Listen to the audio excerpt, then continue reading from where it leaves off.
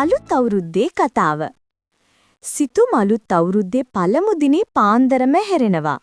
එයා දුවගෙන යන්නේ අම්මම්මාගේ ගෙදරට. නිවස පුරාම රසවත් කැවුම් කොකිස් සුවඳ පිරීලා. ගිමිදුලේ අලුතෙන් ඇඳපු කෝලම් චිත්‍රේ හරිම ලස්සනයි. පවුලේ හැමෝම අලුත් අවුරුදු චාරිත්‍රවලට ලෑස්ති වෙන ගමන්. සිතුම් හරිම සතුටින් හිටියත් එයාගේ පොඩි නංගි සිත්මා ටිකක් දුකින් වගේ. නංගියේ ඇයිවා දුකින්? අද අපේ අලුත් අවුරුද්දනේ. සිතුම් ඇහුවා. සිත්මා හිස පහත් කරලා මෙහෙම කිව්වා. අයියේ මම දන්නේ නැහැ ඇයි අපි මේ හැමදේම කරන්නේ කියලා. මට මේක රස කැවිලි කන විනෝද වෙන දවසක් විතරයි වගේ දැනෙන්නේ. මේ වෙලාවේ හැමෝම ආදරය කරන හරිම ඥානවන්ත අම්මම්මාට ඒ කතාව ඇහුණා. මේ තමයි අලුත් අවුරුද්දේ නියම කතාව කියන්න හොඳම වෙලාව කියලා එයා හිතුවා. අම්මම්මා සිතුම් සිත්මා සහ පවුලේ අනිත් අය විසිත කාමරයට එකතු කරගෙන කතාව පටන් ගත්තා. අලුත් අවුරුද්ද කියන්නේ සෙල්ලමට විනෝදයට විතරක් නෙමෙයි. මේක තමයි අපේ මුතුන් මිත්තන්ට, පවුලට සහ ගමට ගෞරව කරන කාලය. අලුත් අවුරුද්දට කලින් අපි ගේ දොර අස් කරලා ලස්සන කරන්නේ ඇයි දන්නවද? පරණ අවුරුද්දේ තිබුණ අවාසනාවන්ත දේවල් අමතක කරලා අලුත් අවුරුද්දට වාසනාව කැඳවන්නයි.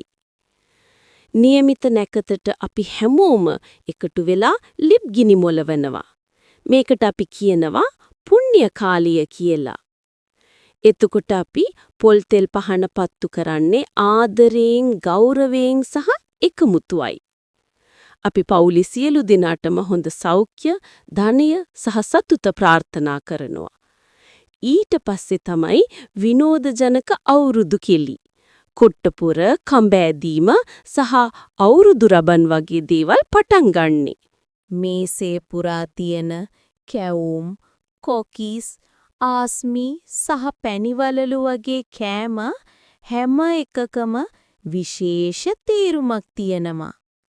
කැවුම් වලින් වාසනාව සංකේතවත් වෙනවා. කොකිස් වලින් පවුලේ එකමුතුව පෙන්වනවා. අලුත් අවුරුද්දේ වැදගත්ම දේ තමයි වැඩිහිටි ඥාති මිත්‍රාදීන් බලන්න යන එක. ඊයොම්ප ගෞරවය, ආදරය සහ කුඩා තෑගි දෙනවා. මේකින් අපේ බැඳීම් ශක්තිමත් වෙනවා. දුවේ පුතේ අලුත් අවුරුද්දේ හදවත තියෙන්නේ ආදරය, ගෞරවය සහ කරුණාව පෙන්වීමයි. ඔබ අවුරුද්ද පටන් ගන්න විදිහ තමයි ඔබ මුළු අවුරුද්දෙම ජීවත් වෙන්නේ කොහොමද කියන දේ පෙන්වන්නේ. අම්මම්ම සිය කතාව අවසන් කළා. සිතුම් සහ සිත්මා දැන් අවුරුදු චාරිත්‍රවලට සම්බන්ධ වෙන්න ආසාවෙන් හිටියත් ඔවුන්ට අම්මම්මගේ කතාවෙන් තේරුණා අලුත් අවුරුද්ද කියන්නේ විනෝදයට සහ රස කැවිලි වලට වඩා ගැඹුරු දෙයක් කියලා. සිතුම් සහ සිත්මා සතුටින් පවුලේ අයත් එක්ක අවුරුදු චාරිත්‍රවලට එකතු වුණා. ඔවුන් ගේ පිරිසිදු කරන්න, කැවුම් කොකිස් හදන්න උදව් කළා සහ අලුත් ඇඳුම් ඇඳා. නැකත ආපු වෙලාවේ ඔවුන් සියලු දෙනා එකට තෙල් පහන දැල්වුවා. සතුට, සෞඛ්‍යය සහ සාර්ථකත්වයේ වෙනුවෙන් ප්‍රාර්ථනා කළා. සිතුම් අම්මම්මට ලොකු වැළඳ ගැනීමක් දීලා මෙහෙම කිව්වා. දැන් මට තේරෙනවා අම්මම්මා. අලුත් අවුරුද්ද කියන්නේ අලුතින් පටන් ගන්න, ආදරය පතුරවන්න සහ අපේ පවුල සහ සිරිත් විරිත් හදවතට සමීපව තියාගන්න කාලයයි. ඉතින් දුවේ පුතේ, සිරිත් විරිත් වලට ගරු කිරීම, සංස්කෘතික සම්ප්‍රදායන් ජීවමානව තබා ගැනීමේ වැදගත්කම අලුත් අවුරුද්ද පවුලේ අය සමග ගත කිරීමට සහ ආදරය, ගෞරවය සහ කරුණාව පෙන්වීම වැනි දේවල් ජීවිතයට ලබාගත හැකි ආදර්ශයි.